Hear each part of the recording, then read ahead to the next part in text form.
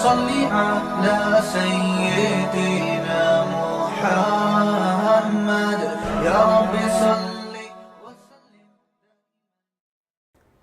بسم اللہ الرحمن الرحیم. آج میں انشاءاللہ آپ کے سامنے سورہ آل عمران کا رکوع نمبر 16 اور چوتھے پارے کا رکوع نمبر 7 پیش کروں گا، اور حسب معمول سب سے پہلے اس کا لفظی ترجمہ مختصر گرامر کے ساتھ، پھر انشاءاللہ اس کی تفسیر پیش ہوگی. اعوذ باللہ من الشیطان الرجیم. بسم اللہ الرحمن الرحیم. یا ایھا الذین آمنوا، اے لوگو جو ایمان لائے ہو، ان تطیعوا الذین کفروا، ان کا معنی اگر، تطیعوا اطاعت کرنا، اگر تم اطاعت کرو گے، الذین کفروا ان لوگوں کی جو کافر ہیں، یردوکم، ردہ یردو کا معنی لوٹانا، تو یردوکم یہ تمہیں لوٹا دیں گے، علی اعقابکم تمہاری ایڑیوں کے بل، الٹا چلا دیں گے تمہیں. یہ تو ہوگا کیا پھر اس سے؟ فتنقلبوا تم منقلب ہو جاؤ گے، تم الٹے چلے جاؤ گے، خاسرین خسارے میں ہو کر، یعنی تم ہٹ جاؤ گے اپنے سیدھے راستے سے، اور حال کیا ہوگا؟ خسارے والوں میں سے ہو جاؤ گے. بل اللہ مولاکم، بلکہ اللہ ہی تمہارا مولا ہے، دوست ہے تمہارا. وہو خیر الناصرین، اور وہ بہترین مددگار ہے. سنلقی فی قلوب الذین کفروا الرعب، عن قریب ہم ڈال دیں گے، فی قلوب الذین ان لوگوں کے دلوں میں، الذین کفروا جو کافر ہیں، القا یلقی القاء ڈالنا، سا کا معنی عن قریب بہت جلد، بس ابھی کر رہے ہیں یہ کام، نلقی ہم ڈال دیں گے ان لوگوں کے دلوں میں جو کافر ہیں، الرعب رعب ڈال دیں گے، بما اشرکو اس لیے کہ انہوں نے شرک کیا ہے، باللہ اللہ کے ساتھ، ما ایسی چیز کو شریک کیا ہے، لم ینزل بہ کہ جس کے ساتھ اللہ نے نازل نہیں کی، سلطاناً کوئی دلیل، یعنی جس کے برحق ہونے کی اللہ نے کوئی دلیل نازل نہیں کی، ایسوں کو انہوں نے اللہ کے ساتھ شریک کیا ہوا ہے. وَمَأْوَاهُمُ النَّارُ اور ان کا ٹھکانہ آگ ہے. وَبِئْسَ مَثْوَى الظَّالِمِينَ اور ظالموں کا بہت ہی برا ٹھکانہ ہے. وَلَقَدْ تحقیق، صَدَقَكُمْ سچا کر دکھایا، صدقہ یصدق سچ بولنا، سچا کر دکھانا، اللہ نے سچا کر دکھایا، صدقکم تم سے، اللہ نے تم سے سچا کر دکھایا، وعدہ اپنے وعدے کو، اذ اس وقت، تحسونہم، حس یحسو کا معنی یہ حس سے نکلا ہے نا، چھونا کسی کو، یعنی اس کا معنی یہاں پر چھونا نہیں ہے، اس کا معنی ہے قتل کرنا. حس یحسو تحسونا تنصرونا کی طرح ہے، تحسونہم باذنہ جب تم اللہ کے حکم سے ان کو چھو رہے تھے، یعنی تم ان کے تعاقب کر رہے تھے، تو یہاں مراد ہے یہ کنایہ ہے قتل کرنے سے، یعنی زخم لگا رہے تھے ان کو. اللہ نے اس وقت اپنا وعدہ سچا کر دکھایا تھا جب تم ان کافروں کو اللہ کے حکم سے قتل کر رہے تھے، حتیٰ یہاں تک کہ اذا فشلتم جب تم ہی پیچھے ہٹنے لگے، وتنازع فشل یفشلو کا معنی یہاں پر ہوگا، یعنی تم نے معاملہ جو تمہارا ایک ٹریک پہ چل رہا تھا اس سے تم ہٹنا شروع ہو گئے. وتنازعتم فی الامر اور حکم کے معاملے میں تمہارا اختلاف ہو گیا. تنازع کا معنی ہوتا ہے اختلاف ہونا، یعنی حکم سے مراد نبی نے حکم دیا تھا کہ اس گھاٹی پہ اتنے افراد رہیں، تو اس میں تمہارا آپس میں اختلاف ہو گیا. وعصیتم اور تم نے نافرمانی کی، من بعد ما بعد اس کے کہ اراکم، ارا یری اراءتن کا معنی دکھانا، بعد اس کے کہ اللہ نے دکھا دیا تھا کم تم کو، ما وہ چیز تحبون جو تم چاہتے تھے، یعنی جو فتح اور نصرت تم چاہتے تھے اللہ نے وہ تمہیں دکھا دی تھی، اس کے بعد بھی تم نے اللہ کی نافرمانی کی اور نبی کے حکم میں تمہارا اختلاف ہوا. منکم تم میں بعض ایسے ہیں، من یرید الدنیا جو دنیا کا ارادہ کر رہے تھے یعنی اس وقت، ومنکم اور تم میں بعض ایسے تھے، من یرید الآخرہ جو آخرت چاہتے تھے، ثم پھر اس کے بعد، صارفکم، صارف یصرف کا معنی پھیرنا، اللہ نے پھیرا تم کو، عنہم ان سے، اللہ نے تم کو ان سے پھیر دیا، یعنی تم ان کے اوپر چڑھائی کر رہے تھے، اب اللہ نے تم کو ان سے پھیر دیا اور ان کو غلبہ دے دیا، یہ مطلب ہوگا. پھر اللہ نے تم کو پھیر دیا، عنہم ان سے، لیبتلیکم تاکہ اللہ تمہیں آزمائے. وَلَقَدْ اور تحقیق، عفا اللہ نے معاف کر دیا، عنکم تمہیں، تحقیق اللہ نے تمہیں معاف کر دیا ہے. واللہ ذو فضل اور اللہ فضل والا ہے، علی المؤمنین مومنین پر. اذ تصعدون، یہ وہ وقت تھا جب تم، اصعد یصعد، اصعادن کا معنی کسی بلندی پہ جانا، صعید یصعد صعودن کا معنی بھی، اذ تصعدون جب تم بلندی کی طرف جا رہے تھے. ایک جنگل تھا جہاں جب شکست ہوئی ہے تو بہت سے صحابہ اس طرف بھاگتے ہوئے جا رہے تھے. اللہ فرماتے ہیں اذ تصعدون جب تم اس طرف جا رہے تھے، ولا تلوون علی احد، لوا یلوی کا معنی لپیٹنا یا مڑنا، تلویون تھا اصل میں، اور تم مڑ نہیں رہے تھے علی احد کسی کی طرف مڑ کے بھی نہیں دیکھ رہے تھے. والرسول یدعوکم، اور رسول تمہیں پکار رہے تھے، فی اخراکم، اخرا کا معنی دوسری جانب سے، یعنی تمہارے پیچھے سے رسول تمہیں پکار کے اپنی طرف بلا رہے تھے. فاصابکم غما، تو اللہ نے پہنچایا تم کو غم، وہ شکست کا غم تھا. اللہ نے تمہیں اصابکم بدلے میں دیا، غمن بغم، غم کے بدلے میں، یعنی تم نے، رسول نے جب تمہیں پکارا تو تم پیچھے نہیں مڑے، جس کی وجہ سے رسول کو غم ہوا، تو اس غم کے بدلے میں اللہ نے تمہیں بھی غم دیا. وہ غم تھا شکست کا، کہ مشرکین نے حملہ کر کے بہت سے لوگ تمہارے شہید کر دیے. لیکن یہ جو اللہ نے تمہیں غم دیا کیوں؟ لِكَيْ لَا تَحْزَنُوا، کئی کا معنی بھی تاکہ لا تحزنوا، تمہیں غم نہ ہو، علی ما فاتکم، ان چیزوں پہ جو تم سے چھوٹ جائیں، تمہیں ان چیزوں پہ غم نہ ہوا کرے. کیا مطلب؟ یہ سزا بھی تھی لیکن اس میں تمہاری تربیت بھی مقصد تھی. یہ میں تفسیر میں بتاؤں گا، لیکن لفظی ترجمے میں یہ اتنی تفسیر بتانا اس لیے ضروری ہے تاکہ ترجمہ بھی آپ کے دماغ میں بیٹھے.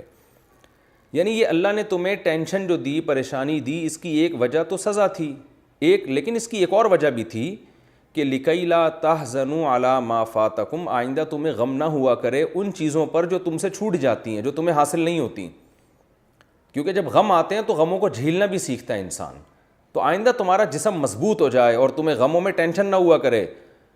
اور وَلَا مَا أَصَابَكُمْ، اور نہ تمہیں غم ہوا کرے ان چیزوں پر جو تمہیں پہنچتی ہیں. یعنی دو ہی چیزوں پہ انسان کو غم ہوتا ہے نا، کچھ چیزیں چاہتا ہے مل جائیں لیکن وہ نہیں ملتی، اور کچھ چیزیں انسان چاہتا ہے کہ نہ ملیں مگر وہ مل جاتی ہیں. تو فاتکم کا معنی وہ چیز جو نہ ملی، اصابکم معنی وہ چیز جو تمہیں مل جائیں. تو جو نہ چاہتے ہوئے مل جائے وہ اصابکم ہے، جو انسان چاہتا ہو پھر بھی نہ ملے وہ فاتکم ہے. تو اللہ فرماتے ہیں تاکہ تمہیں آئندہ غم نہ ہوا کرے ان چیزوں پر جو تم سے چھوٹ جائیں، اور ان چیزوں پر بھی جو نہ چاہتے ہوئے بھی تمہیں پہنچ جائیں، جو مصیبتیں پہنچیں ان پر تمہیں غم نہ ہوا کرے، تم مضبوط ہو جاؤ. واللہ خبیر بما تعملون، جو کچھ تم کر رہے ہو اللہ اس سے باخبر ہے. ثم، پھر اس کے بعد کیا ہوا؟ اس شکست کے بعد، انزل علیکم، اللہ نے نازل کیا تم پر، من بعد الغم، اس غم کے بعد جو تمہیں غم پہنچا نا، شکست کا، زخموں سے چور پڑے ہوئے تھے، اس غم کے بعد اللہ نے نازل کیا تمہارے اوپر امنتن، ایک سکون. امن کا مطلب یہاں سکون، ایک سکون کی کیفیت نازل کی. نعاسن یعنی اونگ، انسان جب ٹینشن میں ہوتا ہے نیند نہیں آتی، لیکن اللہ نے تمہیں اتنا سکون دے دیا کہ تمہارے اوپر نعاس، ایک اونگ کا غلبہ ہو گیا. ایک ہوتی ہے گہری نیند، ایک ہوتی ہے سکون میں انسان کو اونگ آنا شروع ہو جائے.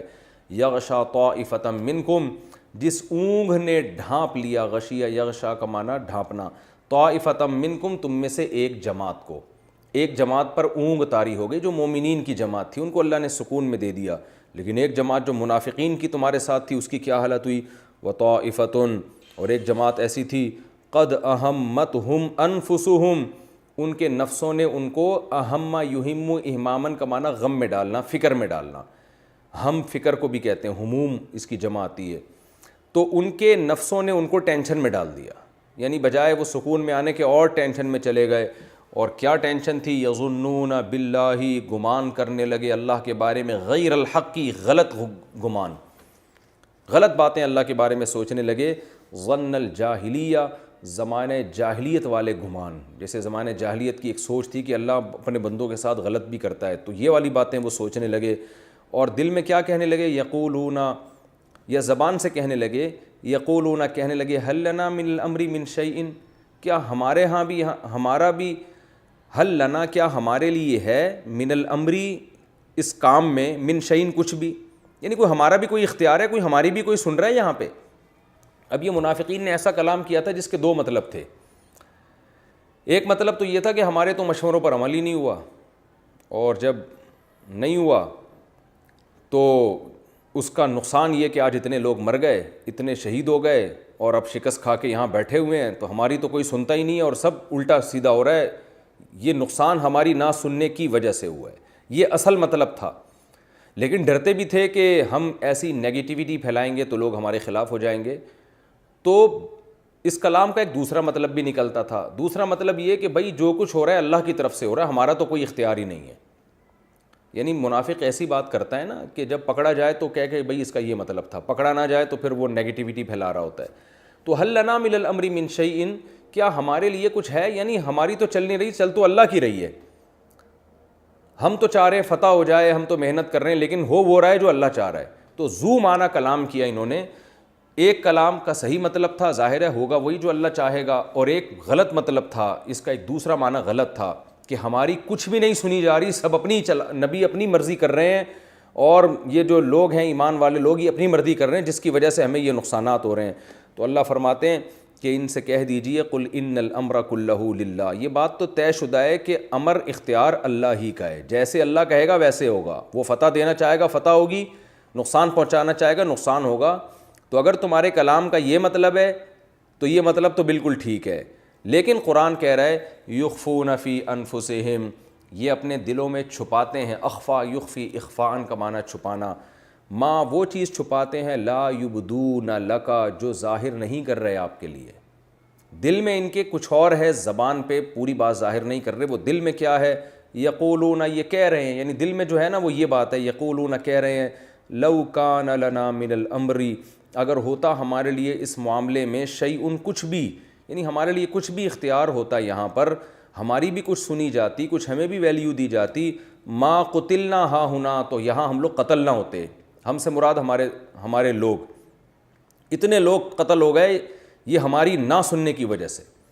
یعنی بجائے اس کے کہ جنگ میں موٹیویٹ کریں، حوصلہ دیں، اور نیگیٹیوٹی پھیلانے لگے، تو اللہ نے قرآن میں کہا قل، اے نبی آپ ان سے کہہ دیجئے، لو کنتم فی بیوتکم، اگر تم اپنے گھروں میں بھی ہوتے، لبرز الذین، لام کا تاکید کے لیے ہے، برز یبرز، بروزن کا معنی ظاہر ہونا، اگر تم اپنے گھروں میں بھی ہوتے نا، یہاں نہیں بھی آتے، لبرز الذین، تو ظاہر ہو جاتے وہ لوگ، کتب علیہم القتل، جن پر قتل لکھ دیا گیا ہے تقدیر میں، جن کے مقدر میں موت لکھ دی گئی ہے، وہ ظاہر ہو جاتے، الی مضاجعہم، اپنے مضجع کہتے ہیں سونے کی جگہ، اور قتل ہو کے جو بندہ جہاں گرتا ہے وہاں بھی وہ ایک قسم کا سو ہی رہا ہوتا ہے، تو اس کو بھی مضجع کہا گیا ہے، یعنی اپنے پچھاڑنے کی جگہ، جہاں وہ پچھاڑ کے قتل کر کے گرائے جاتے ہیں نا، ان جگہوں پہ یہ لوگ خود بخود پہنچ جاتے، ان کی تقدیر ان کو گھروں سے کھینچ کے یہاں لا کے موت دیتی، کیونکہ جس نے جس وقت مرنا ہے یہ بھی لکھا ہوا ہے، جہاں مرنا ہے یہ بھی لکھا ہوا ہے، تو ان کی بات سے نہیں ہوتا، جن کی مقدر میں موت ہے تقدیر ان کو گھروں سے نکال کے یہاں لا کے پچھاڑتی۔ وَلِيَبْتَلِيَ اللَّهُ مَا فِي صُدُورِكُمْ، اور یہ سب کچھ اس لیے ہوا ہے کہ اللہ آزمانا چاہتا ہے، یبتلی ابتلا سے، کہ اللہ جان لے ما فی صدورکم، تمہارے دلوں میں کیا ہے اللہ کے بارے میں۔ فتح میں تو پتہ چلتا ہے، شکست میں تم اللہ کے بارے میں کیا سوچتے ہو۔ وَلِيُمَحِّصَ مَا فِي قُلُوبِكُمْ، اور اللہ یہ بھی چاہتا ہے کہ جو کچھ تمہارے دلوں میں ہے اللہ اس کو خالص کر دے، تمحیص کا معنی اس میں نکھار پیدا کر دے، آزما کے اس کو مضبوط کر دے تمہارے دلوں کو۔ واللہ علیم بذات الصدور، اللہ سینوں کے بھیدوں کو خوب جانتا ہے۔ ان الذین، بے شک وہ لوگ، تولوا منکم، جنہوں نے تم میں سے پیٹھ پھیری، تولوا میدان غزوہ احد میں پیٹھ پھیری ہے جن لوگوں نے، یوم، اس دن، التقى الجمعان، جس دن دو جماعتوں کی آپس میں ملاقات ہوئی تھی۔ التقا یلتقی التقاء کا معنی ملاقات کرنا، لقیہ یلقا سے باب افتعال ہے۔ جمعان، جمع ایک جماعت، جمعان دو جماعتیں، یعنی کافر اور مسلمانوں کی جماعتوں کی جب آپس میں ملاقات ہوئی تھی، اس دن جن لوگوں نے پیٹھ پھیری ہے، انما، وہ صرف اس لیے تھی، استزلہم الشیطان، شیطان نے ان کو پھسلا دیا۔ زلہ، زے کے ساتھ اس کا معنی ہوتا ہے پھسلنا، زلل یزللو پڑھا جاتا ہے، زل یزللو۔ عجیب بات ہے، آپ دیکھیں عربی میں ایک لفظ ہے ذلہ، ذال کے ساتھ، اس کا معنی ہے ذلیل ہونا، ایک ہے ضاد کے ساتھ ضلہ، اس کا معنی ہوتا ہے گمراہ ہونا، ایک ہوتا ہے زا کے ساتھ ذلہ، اس کا معنی ہوتا ہے پھسلنا، اور ایک ہوتا ہے وا کے ساتھ ضلہ، اس کا معنی ہوتا ہے چھاؤں میں آنا۔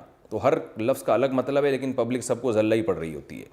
تو انما استزلہم الشیطان، شیطان نے ان کو پھسلا دیا تھا سیدھے راستے سے، کیوں؟ ببعض ما کسبوا، جو کچھ انہوں نے غلطی کی ہے، کسبو کا معنی جو غلطی کی ہے، اس غلطی کے بعض کی سزا کے طور پر، اس غلطی کے بعض کے بدلے میں، بی کا معنی بوجہ، بعض سبب کے لیے بھی آتا ہے کہ شیطان نے ان کو پھسلا دیا تھا، بی بعضی، بعض اس غلطی کے بدلے میں، ما کسبو جو انہوں نے کی، یعنی غلطی کی پوری سزا نہیں ہے، یہ غلطی کی تھوڑی سی سزا ہے۔ وہ غلطی کیا تھی؟ وہی گھاٹی سے ہٹ جانا۔ تو اس غلطی کی وجہ سے شیطان نے ان کو پھسلا دیا اور ان کے حوصلے پست کروائے شیطان نے۔ لیکن کیا ہے؟ وَلَقَدْ تحقیق عَفَى اللَّهُ عَنْهُمْ، اللہ ان کو معاف کر چکا ہے۔ لقد کا معنی یہ کام ہو چکا ہے، اس پہ ٹینشن نہ لو۔ ان اللہ غفور حلیم، بے شک اللہ معاف کرنے والا، حلیم بہت زیادہ بردبار ہے، برداشت والا ہے۔ یہ تو اس کا لفظی ترجمہ ہوا، اب ہم انشاءاللہ اس کی تفسیر کی طرف چلتے ہیں۔ غزوہ احد کے واقعات ہی چل رہے ہیں، اس میں بہت طویل واقعہ اللہ نے غزوہ احد کا بیان کیا، کیونکہ اس میں صحابہ کے حوصلے بہت پست ہوئے تھے، پھر دوبارہ انہوں نے ہمتیں کی، کہیں صحابہ کو تنبیہ ہو رہی ہے، کہیں ان کی تعریفیں ہو رہی ہیں، دونوں چیزیں ساتھ ساتھ چل رہی ہیں تاکہ قیامت تک آنے والے انسانوں کو سبق حاصل ہو۔ تو ہوا یہ تھا کہ جب غزوہ احد میں شکست ہوئی ہے اور یہ خبر پھیل گئی کہ آپ صلی اللہ علیہ وسلم شہید ہو چکے ہیں، تو مسلمانوں میں جو اہل اسلام میں منافقین بھی تھے، وہ ہر وقت اس ٹوہ میں لگے رہتے تھے کوئی موقع ملے تو انہوں نے، بعض صحابہ کے تو حوصلے ویسے ہی پست ہو گئے نبی سے محبت کی وجہ سے، لیکن منافقین کو موقع مل گیا، انہوں نے کہا کہ بھئی دیکھو اب محمد صلی اللہ علیہ وسلم تو شہید ہو گئے، قتل ہو گئے، اب کیا ہم کس کو فالو کریں؟ تو پرانا جو ہمارے باپ دادا کا جو دین تھا، کیونکہ منافق یہودیت پہ تھے، تو ہم اسی یہودیت کی طرف چلتے ہیں۔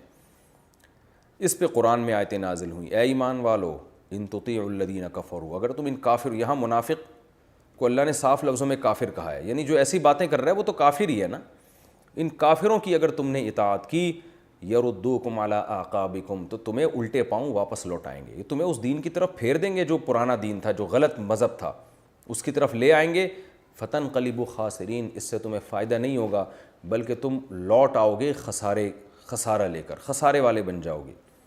تو لہذا ان کی باتوں میں نہ آؤ، یہ تمہارے مددگار نہیں ہیں، یہ تمہارے دوست نہیں ہیں، بل اللہ مولاکم، بلکہ اللہ تمہارا مددگار اور دوست ہے، وہو خیر الناصرین، اور وہ بہترین مددگار ہے، تو ان کی باتوں میں مت آیا کرو۔ یہ آیتیں بعد میں نازل ہوئیں، لیکن اس میں ماضی کی حکایت کی گئی ہے کہ یہ کچھ ہو رہا تھا، تم نے آئندہ بھی ان کی باتوں کو فالو نہیں کرنا۔ رہا مسئلہ شکست کا کہ زخموں سے چور تم بیٹھے ہوئے ہو، تو اللہ نے فرمایا غم نہ کرو، سنلقی فی قلوب الذین کفروا، ہم بس ڈالنے والے ہیں کافروں کے دل میں رعب، تمہارا رعب ڈال دیں گے۔ خالد بن ولید اور حضرت ابو سفیان جو اس وقت مسلمان نہیں ہوئے تھے، یہ جب چلے ہیں تو ان کو خیال ہوا کہ یہ جو زخموں سے چور لوگ ہیں یہ تو شکست کھا چکے ہیں، تو اب ہم پاگل ہیں، ہم واپس کیوں جا رہے ہیں، ہمیں چاہیے دوبارہ ان پر حملہ کریں ہم، یعنی جب یہ طاقتور تھے تو ہم نے ان پر حملہ کر کامیاب کر دیا، اب تو یہ زخموں سے چور ہیں تو ہم کیوں واپس جا رہے ہیں؟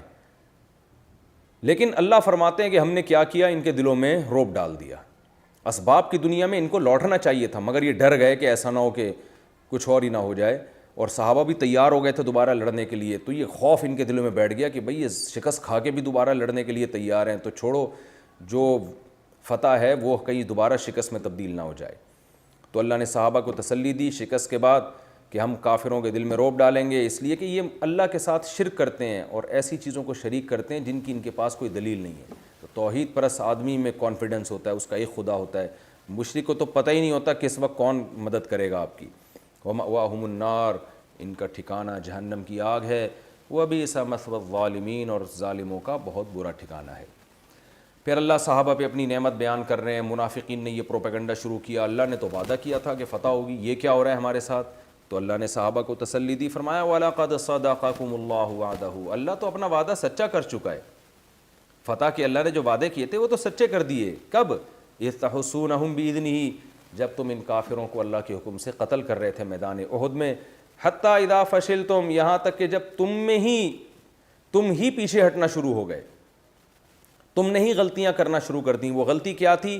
وَتَنَازَعْتُمْ فِي الْأَمْرِ، تم نے نبی کے حکم میں اختلاف کرنا شروع کر دیا۔ عبداللہ بن جبیر کے ساتھ کچھ لوگ تھے، انہوں نے کہا ہم گھاٹی پہ رہیں گے، کچھ نے کہا نہیں بھائی اب تو فتح ہو چکی ہے، اب تو مال غنیمت مل رہا ہے، تو جا کے ہم مال غنیمت لیتے ہیں لوگوں کے ساتھ اور اس میں لوگوں کے ساتھ شریک ہو جاتے ہیں، ہم کیوں پیچھے رہیں اس معاملے میں؟ تو یہ نبی کے حکم کی خلاف ورزی ہوئی تھی تو یہ تم سے ہوا ہے یہ کب سے سب کچھ. وَعَصَيْتُم مِّن بَعْدِ مَا أَرَاكُم مَّا تُحِبُّونَ, اور جب اللہ نے تمہیں وہ چیز دکھا دی جو تم پسند کرتے ہو. فتح و نصرت یہ ہر ایک کو پسند ہوتا ہے, تو اللہ نے جب تمہیں یہ چیز دکھا دی اس کے بعد تم نے نافرمانی کی ہے, اور وہ نافرمانی ایسے کی منکم من یرید الدنیا, تم میں بعض ایسے دنیا چاہ رہے تھے. دنیا سے مراد مال غنیمت ہے, ان کو مال غنیمت جمع کرنے میں جلدی تھی کہ ہم جلد سے جا کے جلد سے جلد مال غنیمت جمع کریں. ومنکم من یرید الآخرہ, کچھ ایسے تھے جو آخرت چاہتے تھے. وہ کہتے تھے بھئی مال غنیمت بعد میں ملے گی, پہلے ہمیں نبی کا حکم ہے کہ ہم اس گھاٹی پر رہیں تاکہ دشمن یہاں سے حملہ نہ کر دے, ہم نبی کے حکم کو فالو کریں گے. تو ثم صرفکم عنہم, اللہ فرماتے ہیں اس کا نتیجہ کیا نکلا کہ تم میں بعض لوگ مال غنیمت لینے چلے گئے, تو اس کا نتیجہ یہ نکلا ثم صرفکم, اللہ نے پھیر دیا تمہیں عنہم, ان سے, یعنی پلڑا اللہ نے الٹ دیا. لیبتلیکم, تاکہ اللہ تمہیں آزمائے. اس میں اللہ بتا رہے ہیں کہ صرف سزا برائے سزا نہیں تھی, بلکہ اس سزا میں بھی ایک حکمت تھی, یعنی یہ سزا بھی اللہ نے دینی تھی. وہ کیا تھی؟ لیبتلیکم, تاکہ اللہ تمہیں آزمائے. کیونکہ ہمیشہ فتوحات ہوتی ہیں تو پھر آزمائش نہیں ہوتی, آزمائش تو یہی ہوتی ہے, کبھی فتح کبھی شکست. تو اللہ نے شکست تمہیں دینی تھی اور یہ غلطی بھی اللہ نے تم سے کرانی تھی.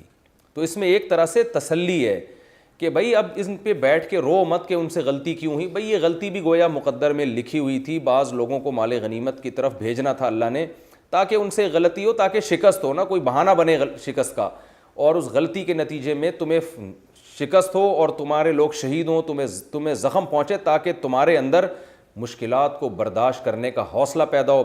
کیونکہ آگے اللہ نے تم سے پوری دنیا میں حکومت لینی ہے, بڑی بڑی قوموں سے تمہارے مقابلے ہونے ہیں, اس سے زیادہ بڑی بڑی تمہارے پاس آزمائشیں آئیں گی, تاکہ لیبتلیکم, اللہ تمہیں آزمانا چاہتا تھا. رہا مسئلہ کہ تم سے غلطی ہوئی, مال غنیمت جمع کرنے میں لگ گئے, تو اس کی ٹینشن مت لو. وَلَقَدْ عَفَا عَنْكُمْ, تحقیق اللہ تمہیں معاف کر چکا ہے. دیکھیں اللہ یہ بھی کہہ سکتے عفا عنکم, اللہ نے معاف کر دیا, نہ اللہ نے لقد کا لفظ لگایا. تحقیق, قد کا معنی ہوتا ہے یہ کام, یعنی تاکید بھی ہے اور یہ پریزنٹ پرفیکٹ ٹینس ہے, یعنی یہ کام ہو چکا ہے, اس کی فکر مت لو. وَلَقَدْ عَفَا عَنْكُمْ, اللہ تمہیں معاف کر چکا ہے. اب اس ٹاپک کو دوبارہ نہ اٹھاؤ.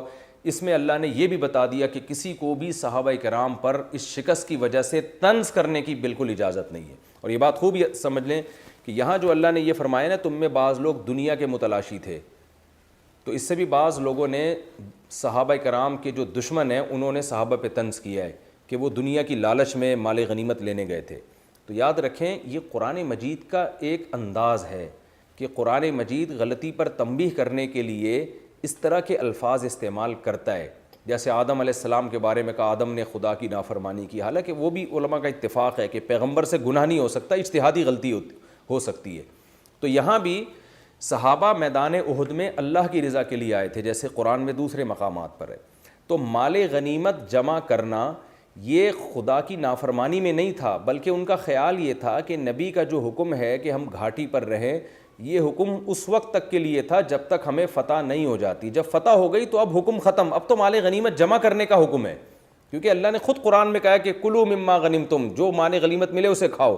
تو وہ دنیا کے متلاشی بھی حقیقت میں اللہ کی رضا کے لیے تھے, وہ مال غنیمت کی طرف بھی اللہ کا حکم سمجھ کے دوڑے, مگر چونکہ یہاں یہ دوڑنا شریعت کے خلاف تھا, ان سے اجتہادی غلطی ہو رہی تھی, اس لیے اللہ نے ان کے اس دوڑنے کو دنیا کی چاہت قرار دیا, ورنہ حقیقت میں اس کے پیچھے بھی آخرت ہی تھی. لیکن چونکہ وہ اجتہادی غلطی تھی تو اس کو اللہ تعالیٰ نے یوں تعبیر کیا کہ تم دنیا کی طرف دوڑ رہے ہو, یعنی جو ہے نا اس میں تم جلدی کر رہے ہو. تو اس لیے خوب سمجھ لیں کہ یہاں صحابہ کے پیش نظر دنیا برائے دنیا نہیں تھی. اگر دنیا برائے دنیا ہوتی تو وہ میدان احد میں اترتے کیوں, اور اتنی سخت لڑائی میں نبی کا ساتھ کیوں دیتے, اور وہ تو پھر منافقین کی باتوں میں آ جاتے.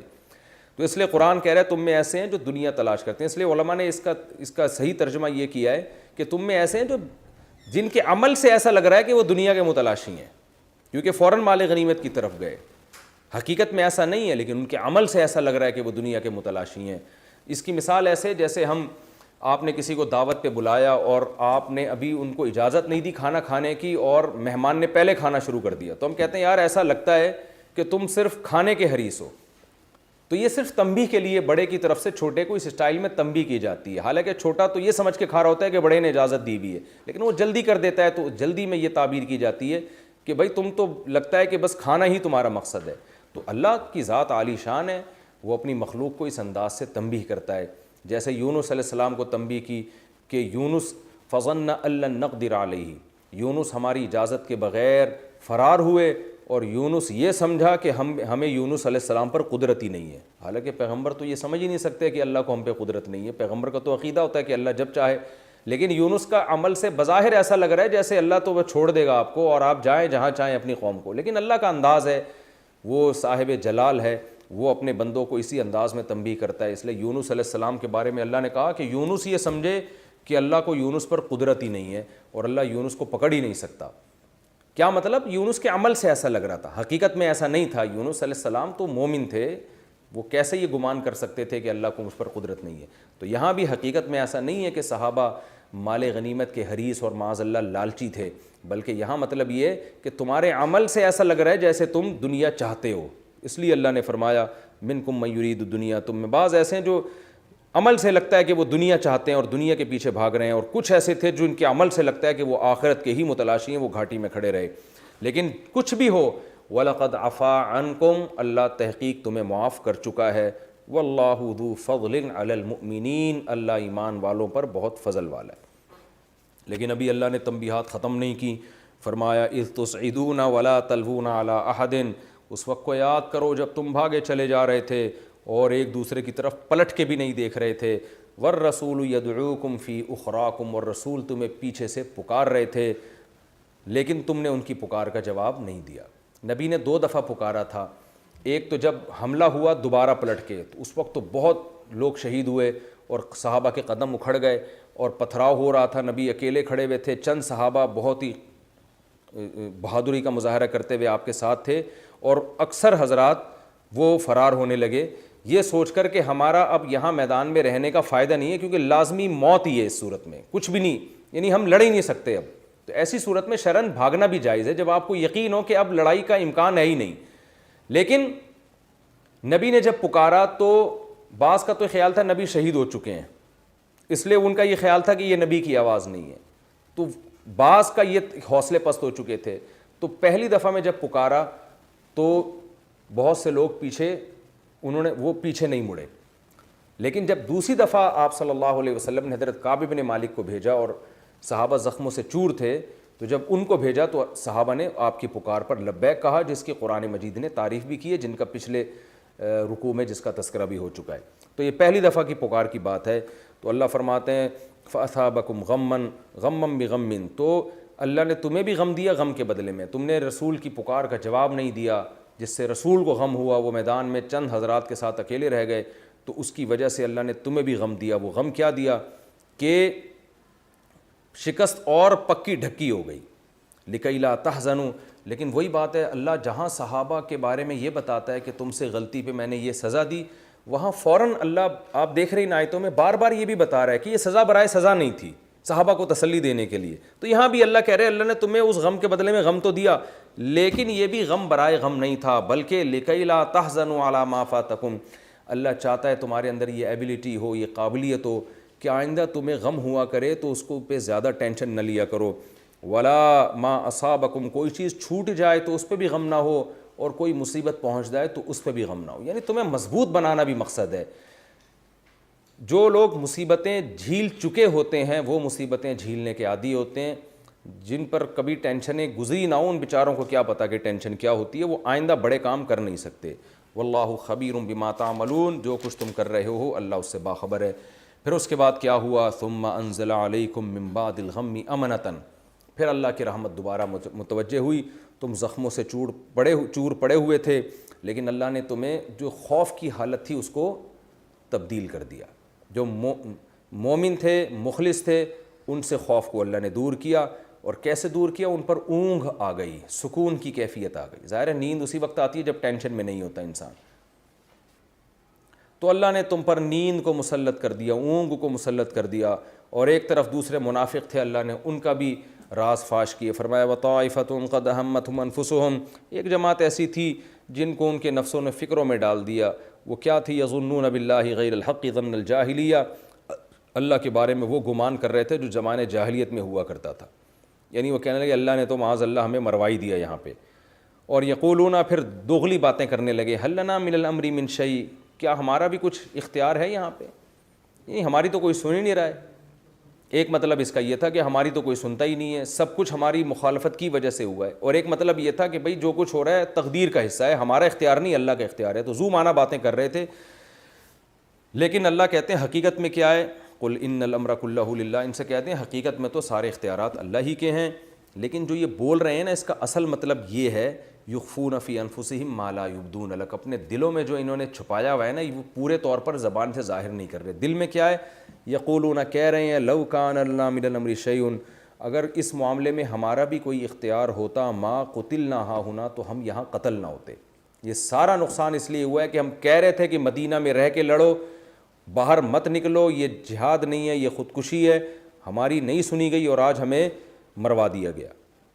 قل, اے نبی ان سے کہہ دیجئے لو کنتم فی بیوتکم, موت زندگی اللہ کے ہاتھ میں. ان سے کہہ دیجئے اگر تم اپنے گھروں میں بھی ہوتے تو جن کی قسمت میں قتل لکھا ہوا ہے لبرزا, البتہ تحقیق وہ ظاہر ہو جاتے, الی مضاجعہم, اپنی جو جگہ ہے نا قتل ہونے کی, اپنے مقتل میں اور قتل گاہوں میں, اللہ ان کو نکال کے وہاں لا کے موت دیتا. وَلِيَبْتَلِيَ اللَّهُ مَا فِي صُدُورِكُمْ, اور جو کچھ اللہ نے کیا وہ اس لیے کیا کہ اللہ جانچ لے ماں ان چیزوں کو جو تمہارے دلوں میں ہے. اللہ یہی دیکھنا چاہتا تھا مومن کون ہے اور منافق کون.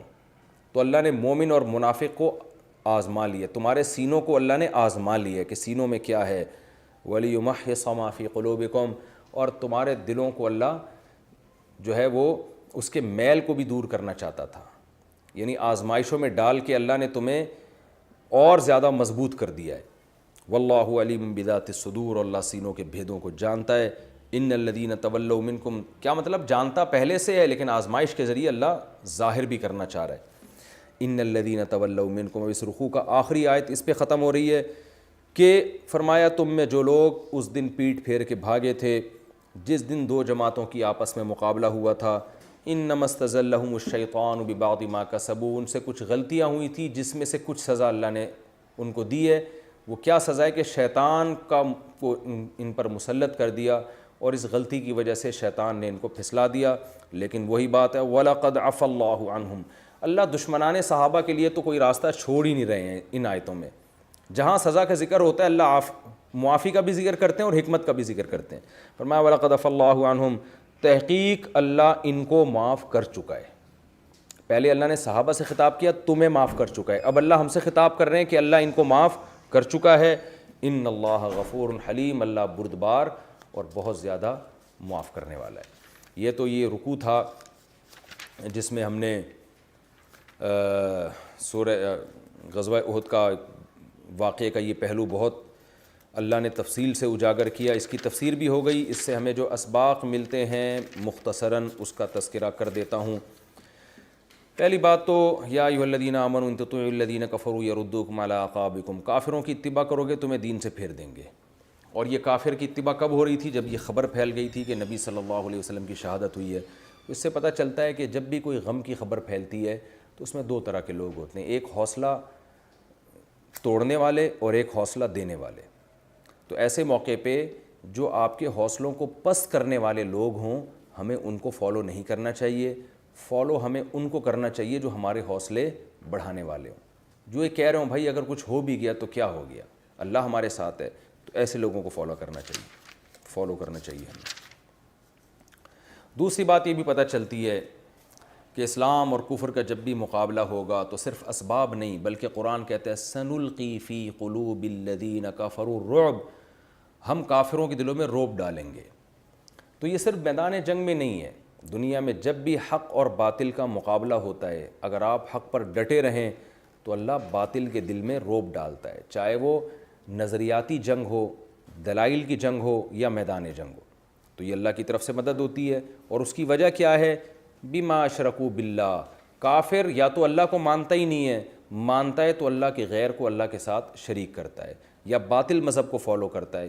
تو جو لوگ بھی ایسی چیز کو فالو کرتے ہیں ما لم ینزل بہ سلطانہ, جس کی ان کے پاس دلیل نہیں ہوتی, تو ویسے ہی مرعوب ہوتے ہیں, ویسے ہی وہ مرعوب ہو جاتے ہیں. تو اہل حق کے ساتھ اللہ کی مدد اور اہل باطل کے دلوں میں اللہ اہل حق کا رعب ڈالتے ہیں۔ ان آیتوں میں صحابہ کی بہت زبردست فضیلت ہے۔ دیکھیں غلطی ہر انسان سے ہو سکتی ہے، ہمارا یہ عقیدہ نہیں ہے کہ صحابہ غلطی سے پاک تھے یا گناہ سے پاک تھے، لیکن آپ ان کی غلطیوں کو دیکھیں کہ قرآن ان کی اس غلطی کو بیان کر کے بھی تسلیاں دے رہا ہے کہ بھئی یہ جو تم سے غلطی ہوئی اور جو تمہیں سزا ملی تو اس میں بھی حکمتیں تھیں، گویا اللہ نے یہ ہونے دیا۔ جیسے آدم علیہ السلام سے غلطی ہوئی اور جنت سے نکالا تو یہ تو کام اللہ نے ویسے ہی کرنا تھا، اللہ نے انسانوں کو جنت میں تھوڑی رکھنا تھا، اس کا ایک بہانہ بنایا گیا کہ جی آدم سے غلطی کروا دی گئی، اور پھر ایک سبق مل گیا کہ غلطی ہوگی تو تم نے توبہ کرنی ہے جیسے آدم نے کی، غلطی پہ شیطان کی طرح قائم نہیں رہنا۔ تو یہاں بھی یہ سب کچھ ہو رہا ہے کہ اس سے صاف پتہ چلتا ہے کہ چونکہ ہمارے نبی صلی اللہ علیہ وسلم آخری نبی ہیں تو آپ کو جو ساتھی دیے گئے وہ بھی بہت قیمتی صحابہ دیے گئے، قیمتی ساتھی دیے گئے، ان سے غلطی بھی کروائی گئی یہ بتانے کے لیے کہ غلطی ہو تو یہ اس کے نتائج یہ نکلتے ہیں اور اس میں تمہارا عمل یہ ہونا چاہیے۔ اور پھر ان کو تسلی بھی دی گئی کہ اس کی جو تمہیں سزا مل رہی ہے یہ سزا برائے سزا نہیں ہے بلکہ اس میں بھی حکمتیں ہیں، اور یہ بھی بتایا جا رہا ہے کہ اگر تم یہ سمجھتے ہو کہ غلطی پہ اللہ تم سے ناراض ہے تو ناراض بھی نہیں ہے۔ وَلَقَدْ عَفَا عَنْكُمْ وَلَقَدْ عَفَا اللَّهُ عَنْهُمْ، عَفَا عَنْكُمْ کا مطلب تمہیں معاف کر دیا، عَفَا اللَّهُ عَنْهُمْ کا مطلب ہمیں اللہ خطاب کرنے کہ ان کو معاف کر دیا، کسی کو ان پر اعتراض کرنے کا حق نہیں۔ ویسے بھی دیکھیں کامن سینس کی بات ہے کہ اگر معاذ اللہ صحابہ کرام نبی کے ساتھی نہ ہوتے تو میدان احد میں نکلتے کیوں؟ پھر وہ تو منافقین کی طرح باتیں کرنے کے لیے نکلتے، بس لوگوں کو پروپیگنڈا کرنے کے لیے، تو باقاعدہ لڑائی کے لیے نکلے تھے۔ ایک چیز میں ان سے اجتہادی خطا ہو گئی، وہ یہ سمجھ رہے تھے بعض حضرات کہ نبی نے جو ہمیں گھاٹی پہ بٹھایا ہے وہ صرف اس وقت تک کے لیے بٹھایا جب تک فتح نہیں ہو جاتی، اور بعض کا خیال یہ تھا کہ نہیں بھئی یہ مستقل بیٹھنا ہے جب تک کہ نبی کی ہمیں پرمیشن نہیں ملتی۔ تو غلطی بھی انسانوں سے ہوتی ہے۔ اس میں یہ بھی ہمیں پتہ چلتا ہے کہ اللہ تعالیٰ صحابہ کو غلطی پہ تنبیہ کر کے بھی ان کی غلطی کو معاف کرنے کا بھی اعلان کر رہے ہیں اور اس میں حکمتیں بھی بتا رہے ہیں۔ تو ہمیں بھی اپنے چھوٹوں کے ساتھ یہ کرنا چاہیے کہ ایسا نہ ہو کہ ان سی غلطی پر ہم قیامت تک کے لیے اس کو لے کے ہی بیٹھ جائیں۔ آج بہت سے لوگ دیکھتے ہیں کہ کسی چھوٹے سے غلطی ہو گئی تو بار بار اسی کو دہراتے رہے، تم نے تو یہ کیا تھا، تم نے تو یہ کیا تھا، اس سے موٹیویشن نہیں ملتی، حوصلے پست ہو جاتے ہیں۔ تو غلطی ہو گئی اس کو خود تسلی بھی دیں، آپ غلطی پہ سزا دے کے تسلی بھی دیں، بھائی ہو گیا، کوئی اتنے بڑا مسئلہ نہیں ہے، سب کے ساتھ ہوتا ہے۔ تو یہ ہمیں بھی کرنا چاہیے جو اللہ کی عادت ہے۔